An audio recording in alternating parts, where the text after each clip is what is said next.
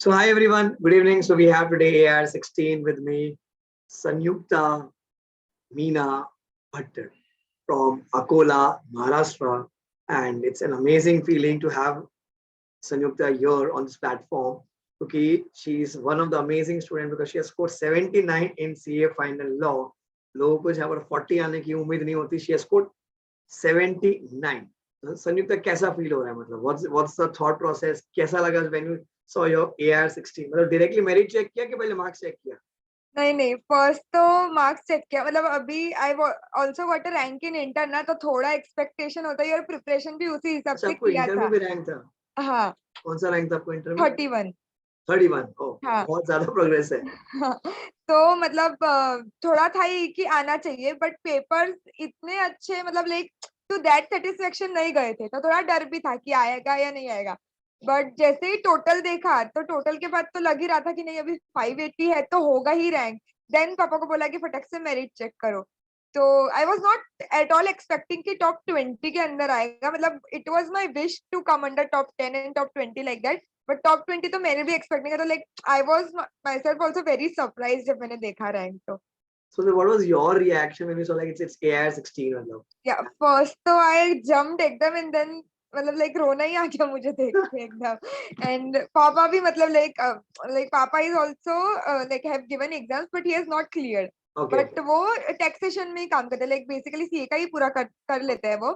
तो लाइक पापा को बहुत ज्यादा लगा ना कि लाइक अभी फाइनली बेटी सीए बन गई, तो पापा को देख के और ज्यादा वो हो गया था। Amazing, amazing. मतलब the family feel is superb जब वो हाँ जब आप वो देखते हो ना exactly. कि उनको यार कि हमारी वजह से जब घर वाले खुश हो जाते हैं when you become a chartered, it's an amazing happiness. Yeah. अच्छा, तो अभी 3-4 दिन जब से हुआ एग्जाम, मतलब क्या चल रहा है? What is your routine? पहला 2 दिन तो पूरा कॉल एंड इसमें ही गया। Like mostly calls and all he की, मतलब like all over relative extended family वगैरह सब इतना खुश हुए, सब आए घर पे ये वो। देन थोड़ा बहुत वही कि लाइक रैंकर वगैरह का ग्रुप बना। देन एक दो मीटिंग्स वगैरह हुआ, इंटरव्यू वगैरह हुआ, तो उसी में था। एंड देन फिर तो जब से जॉब्स वगैरह का शुरू हुआ तब से सीवी एंड ऑल में ही busy. So you are looking for job? हाँ।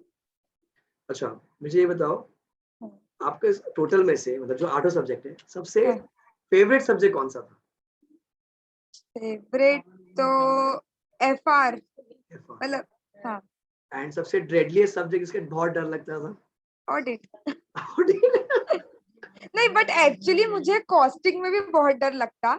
लाइक मतलब हर पेपर में मेरा चेंज होता गया कि ये पेपर में सबसे ज्यादा डरूंगी, बट आगे तो कॉस्टिंग वाज द लास्ट जिसमें मुझे बहुत डर लगा था। कॉस्टिंग वाज, आई मीन, हाँ एक्चुअली वो ड्रेडलीस्ट हो गया अभी, मतलब ऐसा हो ही गया है हाँ, मतलब हाँ, क्योंकि वो थियोरेटिकल हो गया है, वो थेरोटिकल पूरा। हाँ, प्रैक्टिकल भी कभी कभी थोड़ा out of the box. Like past papers देख के मैं थोड़ा डर गई थी, बिकॉज जैसे जेन 21 वगैरह का पेपर ना एकदम ही अलग था कॉस्टिंग का। तो आई वाज करेक्ट। लाइक कि अगर ऐसा आया तो फिर बहुत ही हो जाएगा।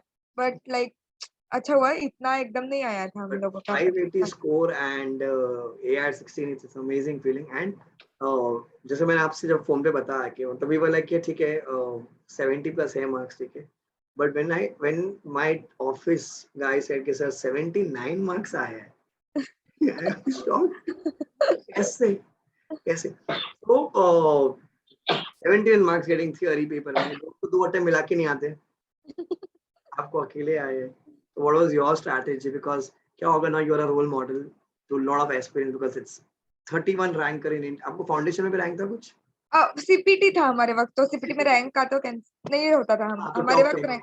हाँ, ठीक है। तो चलो, इंटर में आया 31, फाइनल आया 16 एंड आई विल। अच्छा, हाईएस्ट मार्क्स आपको ऑन 8 किस कौन से सब्जेक्ट में आए? F R how much? 88। 88। तो ग्रुप 1 में आपने बहुत जबरदस्त स्कोर किया, 89, आई मीन 88 एंड 88। 79। हाँ तो दोनों के लिए अब लोगों को स्ट्रैटेजी बताया कि आपने क्या अप्रोच रखी for both the groups, and आपने आर्टिकलशिप केपीएमजी से की है। राइट। एंड तो लोगों को ये होता है कि आर्टिकल से टाइम नहीं मिलता है, कैसे पढ़ना चाहिए, क्यों पढ़ना चाहिए, दो ग्रुप दे, एक group they. So what was your thought process, why did you give both the groups? अभी वो तो पहले से ही था कि मतलब बनना है तो एक अटेम्प्ट में ऑब्वियसली, और रैंक का एम था तो ये तो था ही फिक्स। एंड लाइक मैंने स्टार्टिंग से प्रायोरिटाइज किया था कि पहला 1.5 ईयर लाइक वर्क वगैरह जितना सीखना है अच्छी से आई लर्न। ऐसा like I work weekend happily वगैरह सब अच्छे से आई डू। बट फिर जैसे जैसे एग्जाम पास आती वैसे वैसे समझ आ जाता है कि अभी एग्जाम को प्रायोरिटाइज करना ज्यादा जरूरी है। लाइक ऑफिस में थोड़ा बहुत अभी बोल सकते हैं कि अभी ठीक है भाई लेक्चर्स करने दो हमको भी। सो लाइक वो पहले से ही मेरा स्ट्रेटेजी पहले से ही था कि फर्स्ट 1.5 ईयर वगैरह तो अच्छे से आई डू ऑफिस लेक्चर बहुत अच्छे से मैनेज। देन एंड में जैसे जैसे लेक्चर्स आए and फिर एग्जाम पास में आई और लेक्चर्स हो सकता है इतने नहीं हुए हो और जैसा मैंने ओरिजिनल प्लान किया था वैसा भी मेरा नहीं चल रहा था। तो और थोड़ा लगा कि नहीं अभी तो थोड़ा इस पे ही ध्यान देना है। तो वो मैंने पहले से ही प्रायोरिटाइज किया था कि ऐसा हो जाना चाहिए। एंड मेरे वर्क के मामले में भी लाइक मैं पहले से ही सब करके दे देती थी कि ताकि तुम मुझे वीकेंड पे मत ही कॉल करो मैं कर दूंगी बट मुझे लेक्चर के टाइम लेक्चर ही देखने दो अच्छा, ऐसा। तो आपने करीबन कितने महीने पढ़े? लास्ट 6 मंथ्स पूरा किया था कोर्स। लाइक ओके, उसमें भी लास्ट 6 नहीं बोलूंगी मैं 5.5 बोलूंगी। नवंबर मिड से शुरू किया। उसमें भी 7 days I went for a wedding मतलब बहुत क्लोज रिलेटिव का वेडिंग था। तो आई वेंट फॉर दैट। तो वो 7 दिन तो कुछ ही पढ़ाई नहीं हुआ था मेरा। फिर वहां से आने के बाद और मेरे को थोड़ा सा गिल्टी फील हुआ कि अभी शुरू और अभी मैंने ऐसे कर दिया। तो मैं बहुत स्पीड अप से शुरू किया फिर मैंने सब एकदम ये तो वो भी मुझे थोड़ा डेली बहुत हेल्प किया। डेली आप कितने घंटे पढ़ते थे? अ, मतलब मैंने है ना टेस्ट सीरीज लगाई थी लाइक स्टार्टिंग से। तो ओके, वो टेस्ट सीरीज के हिसाब से हम टारगेट सेट करते थे एंड उस हिसाब से मैं पढ़ती थी। तो मैं और मेरे एक फ्रेंड है हम साथ में ही करते थे। ओके। तो फिर मतलब उनको रैंक आया? नहीं उसका नहीं आया।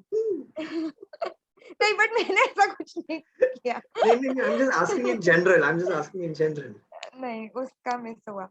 तो हाँ, फिर मैं मतलब हमेशा हम साथ में ही प्लान बनाते थे एंड साथ में ओके, ही करते थे लाइक ऐसा कि टारगेट एक सेट करके देन टेस्ट भी देते थे तो पूछ लेते थे कितना हुआ क्या हुआ। तो थोड़ा ऐसा कोई रहा साथ में करने के लिए तो अच्छे से हो जाता और मोटिवेशन भी मिलता। ऐसा मतलब इंटर में भी ऐसा ही था मेरा सेम अच्छा, कि टेस्ट का डिस्कस करना ये वो थोड़ा बहुत बेट लगा के ऐसे करके तो अच्छे से हो जाता था। तो मैं टेस्ट के साथ साथ करती थी तो कंटिन्यूअसली थ्योरी तो नहीं होता था मुझसे। मैं एफआर स्टार्ट करती थी तो मुझे कुछ टाइम बाद एफआर से भी बोर होने लग जाता था। तो फिर मैं थ्योरी सब्जेक्ट पढ़ती थी। फिर मतलब मेरे को पता चल जाता था कि अभी मैं ये करने का सेंस नहीं है क्योंकि बस मैं पढ़े जा रही हूँ मेरे दिमाग में नहीं जा रहा कुछ भी। तो मैं करेक्ट। स्टॉप करके नेक्स्ट सब्जेक्ट शुरू कर लेती थी फिर ऐसा तो ऐसा कर करके से बैच बैच में मैंने किया। तो डेली कितने सब्जेक्ट पढ़ते थे आप? दो। डेली 2? हाँ मतलब स्टार्टिंग में दो दो फिर जैसे जैसे रिवीजन का टाइम करेक्ट। आया वैसे इंक्रीज कर दिया था हाँ। एंड कितने रिवीजन किया आपने? रिवीजन मेरी 4 हो गई होंगी मतलब फर्स्ट सेकंड हाँ 4 हो गई होंगी। 4 रिवीजन। हाँ मतलब लॉ ऑडिट मतलब जैसे थ्योरी सब्जेक्ट है उसकी तो की ही थी मैंने स्पेसिफिकली। एफआरएसएफएम की नहीं हुई होगी मेरी इतनी। वो दो दो या तीन करने के बाद एकदम इम्पोर्टेंट इम्पोर्टेंट चैप्टर्स फिर डायरेक्टली एग्जाम के वक्त देखा था। ओके, बट डीटी आईडीटी और एफआर और ऑडिट मतलब ये जो एकदम ऐसे थ्योरी सब्जेक्ट है कोर वैसे उसमें किया था ज्यादा। लाइक लॉ जैसे पढ़ने? कभी भी बीच में टाइम मिलता था ना तो यही सब्जेक्ट्स में उठा लेती थी करने के लिए बिकॉज थियरी इसी वाले? का हाँ इसी का डर था तो फिर यही करती थी मैं। ओके। लॉ पढ़ने में मजा आया? हाँ मतलब हाँ ऑडिट से तो बेटर ही लगता था तो मजा ही आया। And congratulations, you have earned ताज। Thank you.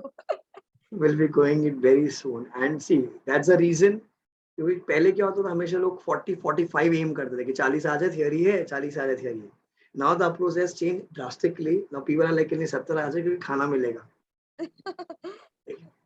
So getting 70 plus plus में it's a very beautiful achievement and I think आपको रैंकर्स, बाकी रैंकर से भी ज्यादा मार्क्स है। मतलब 16 पोजीशन पे भी you have much very good marks in law and I think in FR में शायद नहीं होगा, बट यस लॉ में तो है, इतना मैं कह सकता हूँ। अच्छा, अभी अगर मैं आपसे एक एक सब्जेक्ट के बारे में एक एक लाइन पूछूं कि अगर आप किसी को टिप देना चाहोगे in one line, let's start with FR. FR के लिए क्या करना चाहिए? more practice and make your question bank crisp and summarized for your last day revision. Okay. SFM? SFM के लिए भी I would suggest the same कि make your question bank crisp and focus on theory. Theory will give you marks, so focus on theory. Okay. Your favourite audit? Audit, I would say multiple revisions. Like don't keep too much gap between your first and second revision because तुम भूल जाओगे फिर वापस से start करना पड़ेगा तो ज्यादा गैप मत रखो। तो थोड़ा थोड़ा टाइम के बाद रिवाइज करते जाओ ब्रेक ब्रेक में, इफ पॉसिबल दिन का 2 2 आवर्स निकालो, या वैसा भी पॉसिबल नहीं हो तो बस गैप ज्यादा मत रखो, बीच में उठा लो audit and like revision and learn करते जाओ उसको। तो मैक्सिमम जितना हम रिवीजन करेंगे उतना बेटर। हाँ उतना बेटर। लॉ। सो लॉ के लिए आई वुड सजेस्ट, मतलब एक चीज तो, मतलब ये तो भी मेरा स्पेसिफिक है, आई डोंट नो सबका कैसा होता है, बट मुझे ना हैबिट है कि मैं मुझे लिख के देखूं ना मैं, तो मेरे दिमाग में बैठ जाता है अच्छी से। तो लाइक मैं करते करते भी ऐसे नोट्स बना लेती थी ना, तो मुझे लाइक कॉन्फिडेंस आता था कि अब मुझे आ जाएगा ये, सिर्फ पढ़ू ना तो मुझे डर लगता था। तो मैं पढ़ते पढ़ते ही थोड़ा बहुत नोट्स एंड थोड़ा बहुत ऐसे स्क्रिबलिंग रफ इसमें भी, कि मैं पढ़ लूं एक बार उसको ऊपर से, तो आई विल रिवाइज दिस ऐसा। ओके। तो लॉ का एक तो है ना, रीडिंग तुम अच्छे से करते जाओ, क्योंकि ना लॉ ऑडिट जैसा नहीं है, लॉ को लर्न नहीं करना पड़ता। लॉ में बस तुमको पता है ये सेक्शन में क्या होता है ना, तुम मन से भी लिख सकते हो। तो करेक्ट। मल्टीपल रीडिंग्स चाहिए लॉ की। एंड मैं ऐसे करती थी, मतलब अभी मेरा पढ़ने का मूड नहीं है, वॉक पे जाना है, ऐसा कुछ है, तो मैं रिवीजन लेक्चर्स लगा लेती थी। फिर मैं वॉक करते करते वो सुन लेती थी ऐसा, तो एटलीस्ट कुछ तो जाए ना दिमाग में, लॉ का correct. At least section number limit कुछ तो जाएगा ही जाएगा दिमाग में ऐसा। तो ऐसे करके मल्टी मतलब रीडिंग्स ज्यादा से ज्यादा करो, ऐसे लर्न करने के पीछे नहीं है लॉ का कुछ पर्पस। मल्टीपल रीडिंग्स होंगी, अपने आप अंडरस्टैंडिंग बढ़ेगा, अपने आप आते जाएगा। एंड क्वेश्चन बैंक वगैरह रेफर करो तो और समझ आ जाता है कि किस टाइप के क्वेश्चंस होते हैं, करेक्ट। कैसा होता है, तो उससे और अंडरस्टैंडिंग बढ़ता है, और पढ़ने का तरीका थोड़ा चेंज हो जाता है फिर सेकंड थर्ड रिवीजन में। तो वही मैक्सिमम रीडिंग करनी चाहिए लॉ के लिए, एंड इफ ठीक। पॉसिबल टाइम है तो हैंडमेड नोट्स वगैरह बना लो तो इफेक्टिव होता है। ठीक है, तो ग्रुप 1 सेट हो गया अपना। ग्रुप 2, हाँ। या अगेन फेवरेट कॉस्टिंग।